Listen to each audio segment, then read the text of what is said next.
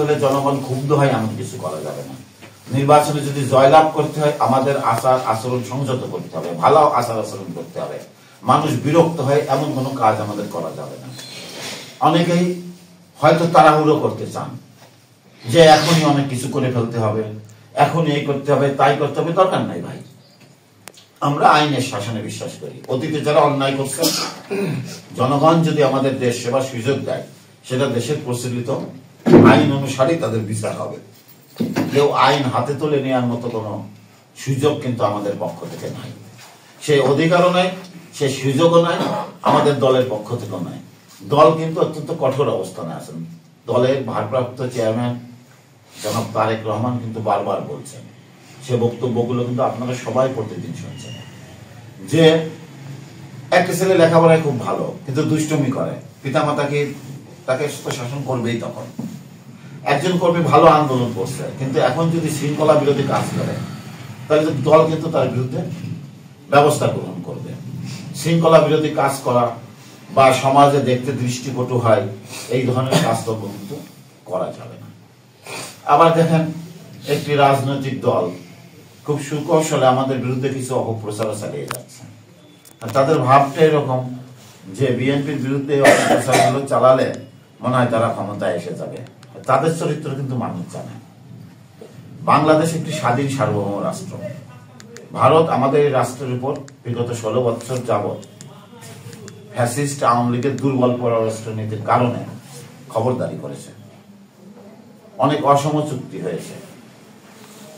তার থেকে আমরা যেমন মুক্তি চাই বা কেউ কেউ বলতে পারেন যে হয়তো অনেকটা মুক্ত হয়েছি, আমরা সম্মানের সাথে সমতার সাথে তাদের সাথে সম্পর্ক চাই। আবার সেখান থেকে আমরা বেরিয়ে আসছি বলে যে আমরা আবার এই পাকিস্তানের গোলামি করব, আমরা কিন্তু সেটাও চাই না।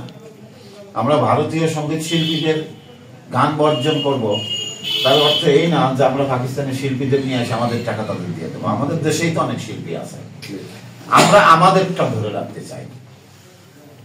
কেউ ভারতের সাথে মাখামাখি, কেউ আবার পাকিস্তানের সাথে মাখামাখি, কেউ চায়নার সাথে মাখামাখি। আমরা কোথায় আমাদের অস্তিত্ব বিলীন করে কারোর সাথে মাখামাখি করতে রাজি না।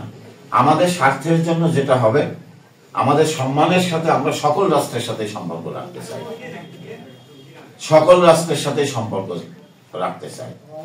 আমাদের নেতারা কিন্তু এই যে এত জেলায় যান, দেখেন কোন রাষ্ট্রীয় সুযোগ সুবিধা কিন্তু আমরা নিই না, সেটা নিয়ে আর আমাদের অধিকারও নাই।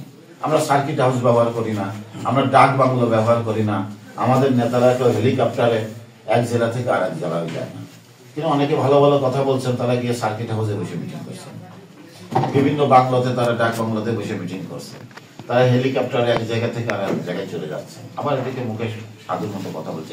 এই জিনিসগুলো আমাদের জনগণের মাঝে কিন্তু প্রচার করতে হবে, বিশেষ করে 31 দফা।